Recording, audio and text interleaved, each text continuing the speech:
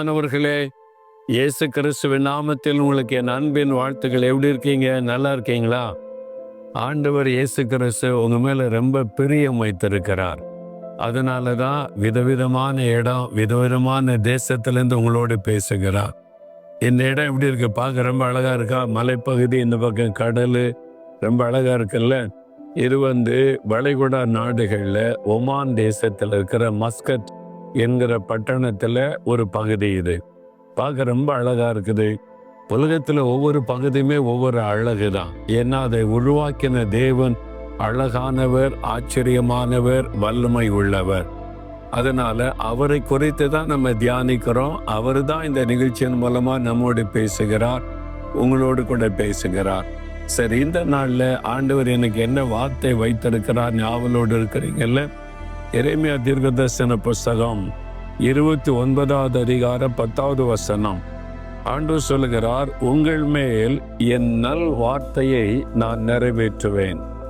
என் மகனே, என் மகளே, உன்மேல உன்னை குறித்து நான் சொல்லி இருக்கிற நல் வார்த்தைகளை நிறைவேற்றுவேன் என்று ஆண்டவர் சொல்லுகிறார். ஆண்டவர் எல்லாருக்குமே வாக்கு தத்தங்களை தருகிறார் இல்லை? நம்ம கூட ஒரு புது வருஷம் பிறந்தவனர் வாக்கு தத்தம், ஒரு புதிய மாதத்துக்குள்ள வரும்போது ஒரு வாக்கு தத்தம். ஆண்டவர் நமக்கு பல சந்தர்ப்பங்களில் நல் வார்த்தைகளை வாக்கு தத்தமாய் தருகிறார். நான் உன்னை ஆசீர்வதிப்பேன், உன்னை பெருக பண்ணுவேன், உன் குறைவை நிறைவாக்குவேன், உனக்கு சமாதானம் பூரணமாய் இருக்கும். இப்படி பல வாக்குகளை, நல் வார்த்தைகளை வாக்கு தத்தமாய் தருகிறார். சில சமயத்தில் ஆண்டவர் சொன்னார், ஒன்றும் நடக்கலையே, கர்த்தர் வாக்கு கொடுத்தார், ஒன்று செய்யலையே, அப்படி தோன்றும். உங்க வாழ்க்கையில் அப்படி தோன்றி இருக்கிறா? ஆமா, ஆண்டவர் சொல்லிக்கிட்டே இருக்கிறார், ஒன்றும் நடந்த மாதிரி தெரியலையே அப்படின்னு நினைக்கிறீங்களா? ஆண்டவர் சொல்றாரு, நான் உன்னை குறித்து சொன்ன நல் வார்த்தையை நிறைவேற்றுவேன் என்று ஆண்டவர் சொல்றார்.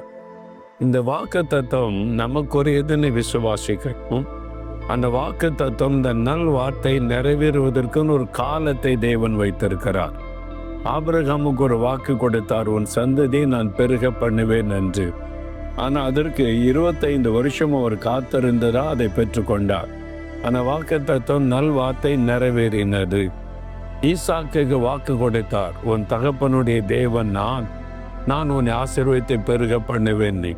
அவருக்கு 20 வருஷமா குழந்தைகள் இல்லை. அப்போ அவருடைய வாக்கு தத்தங்களை சொல்லி அவர் ஜெபம் பண்ணி காத்திருக்கிறார்.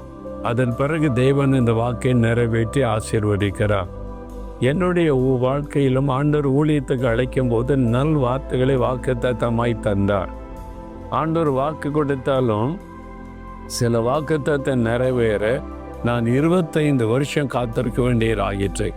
சில வாக்கு தத்தம் 2 வருஷத்துல 5 வருஷத்துல நிறைவேறிற்று. சில வார்த்தை நிறைவேற நீண்ட காலம் ஆகும். அந்த மாதிரி. ஆனால் ஆண்டவருக்கு தெரியும் எந்த நேரத்தில் எந்த நல் வார்த்தையை நிறைவேற்ற வேண்டும் என்று. உங்களுக்கு நல் வார்த்தைகளை வாக்குத்தத்தமாக தந்திருக்கிறார், நான் நிறைவேற்றுவேன். ஆண்டவர் உங்களை பலப்படுத்துகிறார். சொந்து போயிட்டீங்களா? கர்த்தர் சொன்ன வார்த்தை நிறைவேறலையே. என்னுடைய குடும்பத்தை குறித்து ஆண்டவர் சொன்னார், பிள்ளைகளை குறித்து சொன்னார், பிஸ்னஸை குறித்து சொன்னார், என் எதிர்காலத்தை குறித்து பேசினார், ஒன்றும் நடக்கலேன்னு சொந்து போயிட்டீங்களா?